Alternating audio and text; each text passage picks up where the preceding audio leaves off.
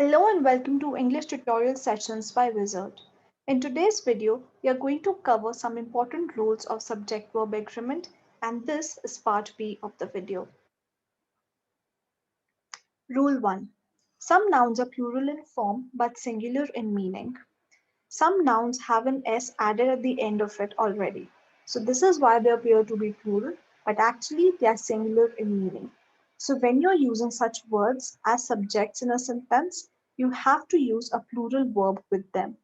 Examples: the news was devastating.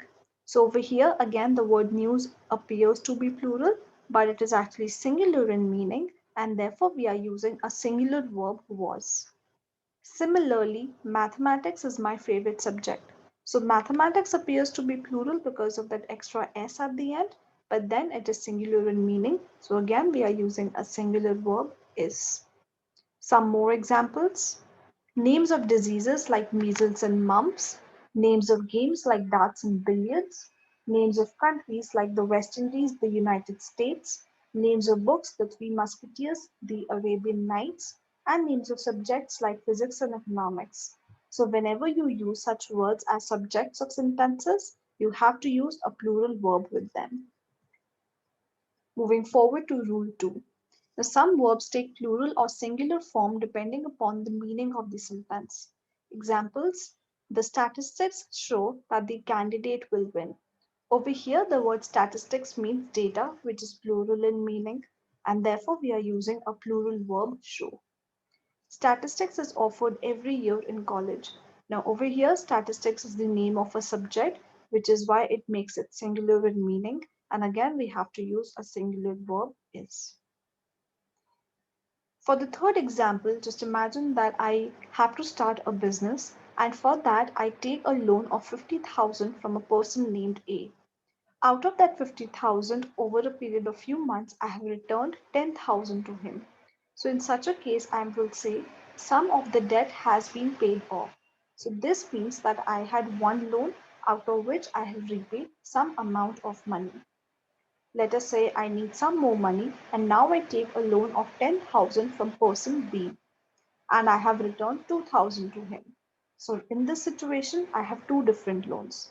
And now I will say some of the debts have been paid off, which means that I had multiple loans and I have repaid some amount of money in all those loans. Moving forward to rule 3 now. Some words take plural form. So words like few, both, many, several, etc.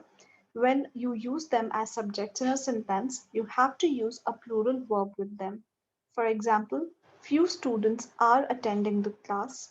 Both Shaira and Kiara are playing with dolls. Similarly, if I have to give you a sentence using many or several, I can again say many students are attending the class or several students are attending the class. Rule 4. Some words take singular form. Now, words like nothing, someone, anybody, something, everybody, etc. When you use these words as subjects in a sentence, you have to use a singular verb with them. For example, nothing has happened, someone is knocking at the door. So, if I have to give you sentences with the other words, then I could say, is somebody coming for the party? Or I could say everybody has arrived at the venue. Is anybody knocking the door?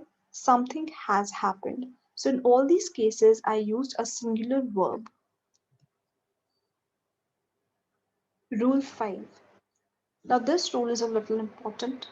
Some words can be treated as a group, that is one unit, or each member of the group is treated as a separate entity. So basically, when you're using collective nouns as subjects in a sentence, you have two options. Either you treat that collective noun as one single unit, and in this case, you have to use a singular verb with them, or if you want to consider all the members of that particular group as different people or things or separate entities, in such a case, you have to use a plural verb with them. Examples: the club is meeting today. So, obviously, all the members of the club are meeting. However, I am considering the club as one single group, which is why I'm using a singular verb is. Let's look at the second example. The couple are separating. Now, there are two people in a couple who don't want to be with each other anymore, and they're walking in separate paths of their lives.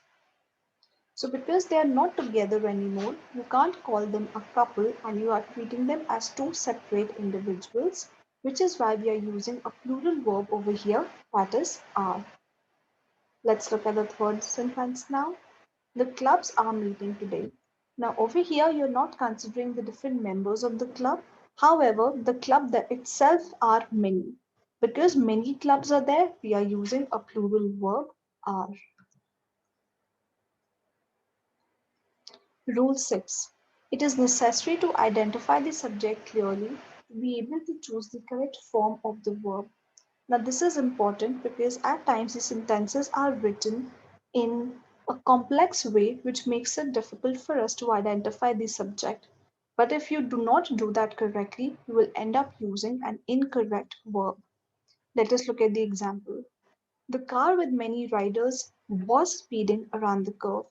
Now, in this sentence, the word car is a singular subject, which is why we have to use a singular verb that is was. But some people end up considering riders as their subject. And because the word riders is plural, they end up using a plural verb word, which has been done in the second sentence. So it says, the car with many riders were speeding around the curve. But please remember to identify and understand the concept of subject well. That's it for this video. Thank you, and I will see you in the next one.